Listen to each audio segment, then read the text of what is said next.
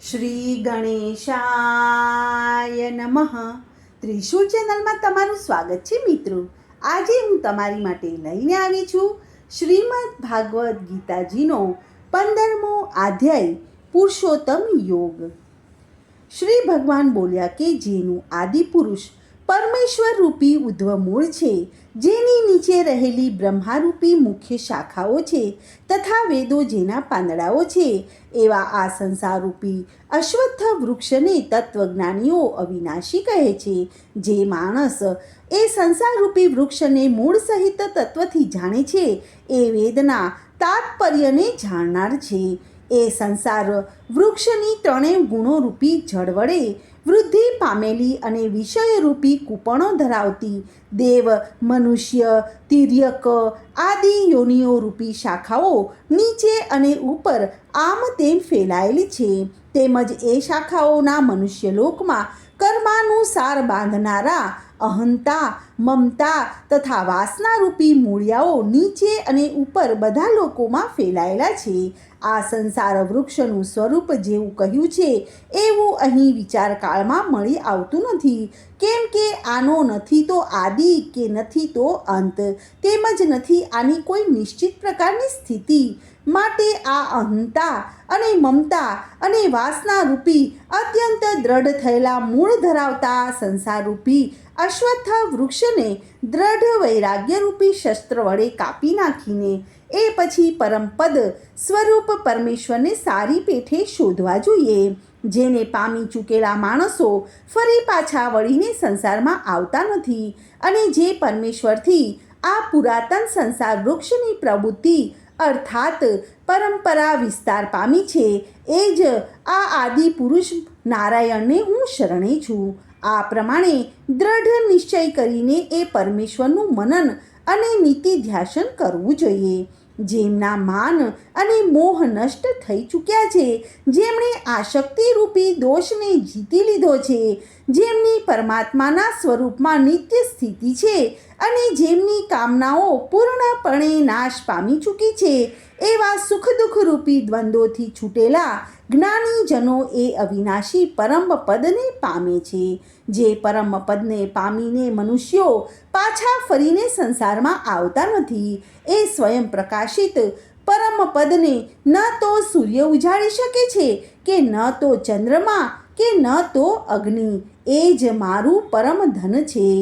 આ દેહમાં રહેલો સનાતન જીવાત્મા મારો જ અંશ છે, અને એ જ મારા પ્રકૃતિમાં રહેલી મન સહિતની પાંચેય ઇન્દ્રિયોને ખેંચે છે.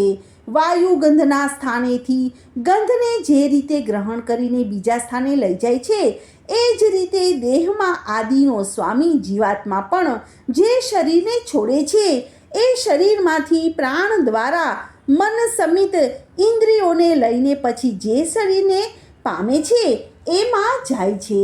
આ જીવાત્મા શ્રોત, ચક્ષુ, ત્વચા, રસના, પ્રાણ અને મનની આશ્ચર્ય એટલે કે એમની સહાય લઈને જ વિષયોને સેવે છે.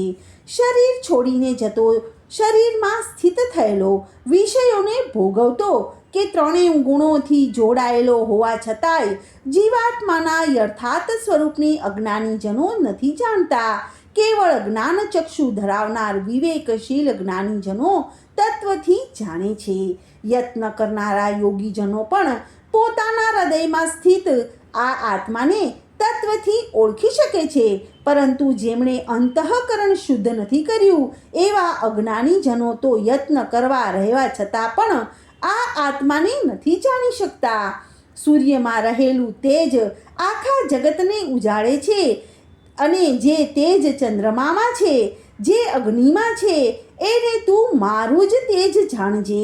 તથા હું જ પૃથ્વીમાં પ્રવેશીને પોતાની શક્તિથી સઘળા ભૂતોને ધારણ કરું છું, અને રસ સ્વરૂપ એટલે કે અમૃતમય ચંદ્રમા બનીને સઘળી વનસ્પતિઓને પોષું છું. સર્વ પ્રાણીઓના શરીરમાં સ્થિત રહેલો હું જ પ્રાણ અને અપાનથી સંજોગાયેલો વૈશ્વનર અગ્નિ સ્વરૂપ થઈને 4 પ્રકારના અન્નને હું જ પચાવું છું.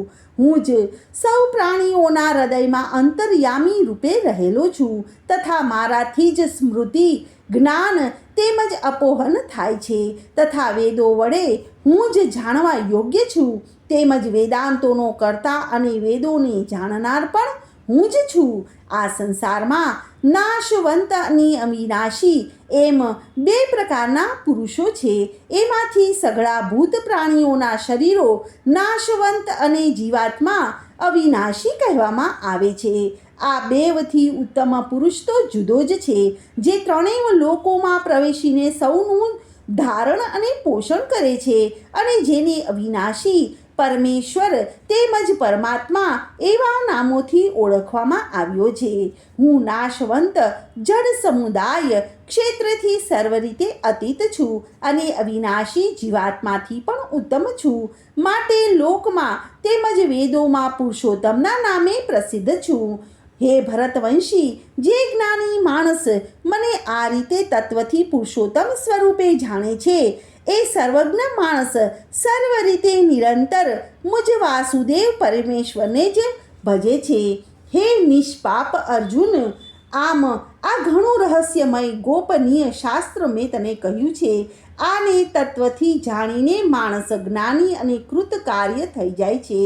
ઓમ તત્સદિતિ શ્રીમદ ભાગવત ગીતાનો 15મો અધ્યાય શ્રી કૃષ્ણ અર્જુન સંવાદે પુરુષોત્તમ યોગ નામ 15મો અધ્યાય સમાપ્તમ.